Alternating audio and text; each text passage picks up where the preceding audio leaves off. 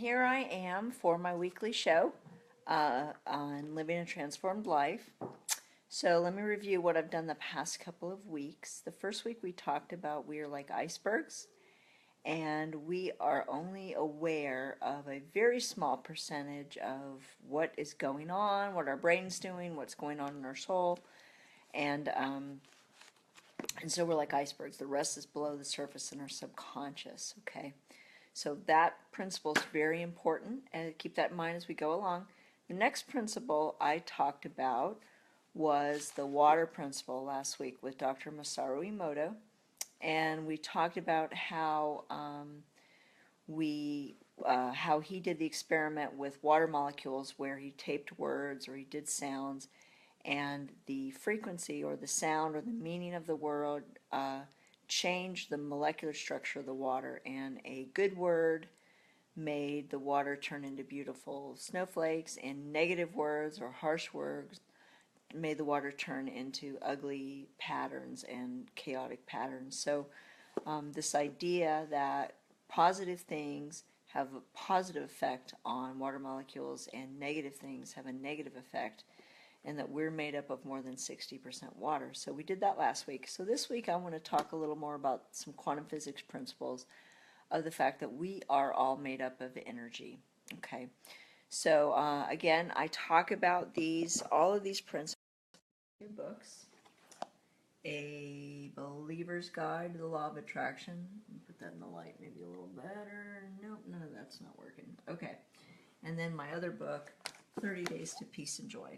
And so the second book is really taking all the principles in the first book and breaking them down into kind of a 30-day journaling experience, asking questions, kind of digging in personally, hoping that that will make you more understand the depth of what these principles do.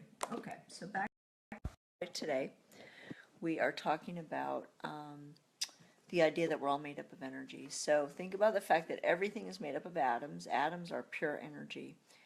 And quantum physics is a study of particles at their smallest part. And so this idea that actually everything is made up of atoms, there's no really such thing as solid matter. Everything's in motion and it vibrates. So everything in the universe, and especially we're going to talk about in our three-dimensional world, has a vibration, and that vibration causes a frequency. Now the meaning of frequency in scientific terms is the amount of times that a wave peaks going through a certain point. So frequency is how many times does it peak, let's say in a minute or in a second, when it goes through a set point. So it may peak one time, it may peak two times, it may peak three times. That's the frequency. So a 62 megahertz says that it peaks 62 times in a certain period of time. So that's how we measure frequency. So vibration is another term. If something has a high vibration, then it also has a high frequency. If something has a low vibration, then it has a low frequency, meaning the distance between waves or peaks of a wave. If you think about a wave like this, the distance between the peaks of the waves is further apart. So why does that matter? Well, one of the things we learn in this idea with quantum physics is that emotions vibrate, emotions have frequency. So emotions like love, peace, and joy have high frequency, and emotions like shame, fear, hatred, anger, those have a low frequency. So high frequency, high vibration is good, low frequency, low vibration is negative. So the words like the words that turned the water molecules into snowflakes, those would have been high frequency words, and the words that turn them into the chaotic, ugly patterns would have been low frequency words. Okay, so the second principle in that, in all made up of energy, is there's this magnetic principle that is, if you think of frequency or waves kind of like a magnet, is this principle that like attracts like. And so high frequency things attract high frequency things. So love attracts love, joy attracts joy, peace attracts peace.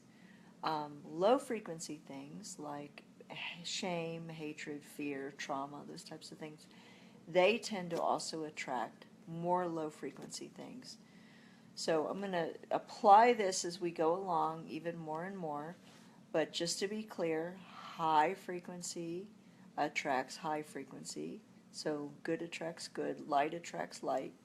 And low frequency attracts low frequency. So negative attracts negative, darkness attracts darkness. So the little bit that you're aware at this point as that iceberg, if you can be thinking about good things, focusing on good feelings, choosing positive things, then you're going to begin to attract positive in your life. The more you think negative thoughts, say negative words, feel negative emotions, the more you attract negative things in your life. So we're going to talk more about that and elaborate on that. But just remember, you're water molecules. Everything you think, say, feel. Now, negative, let me clarify too. If you have a negative emotion, you have the emotion. So you should feel it and get rid of it. And not go, oh, it's bad to feel sad, so I'm just going to pretend that feeling's not there. Because the feeling is the feeling. You have the feeling. But the better thing is to be able to feel it and then get rid of it. So anyway, if you have any questions, send them to me, and check out my Holistic Health Hacks with Robin show on Tuesdays or Wednesdays, depending on how busy my Tuesday is. Check out my books on integratedlifestrategies.com. I know they're in a mirror picture there, but at least you can see them in the light. Lots of really good info here on living a transformed life, and I will continue to apply these principles and talk about how we live a transformed life using the principles of quantum physics and law of attraction and why it matters. So I hope you have a great weekend, rest of your weekend. Lots of great stuff going on. God is really moving, and there's lots of things to be thankful for, and there's lots of positive things to help attract more positive frequencies in your life. So blessings. Have an awesome rest of your weekend, and look for me on Holistic Health X next week. Bye.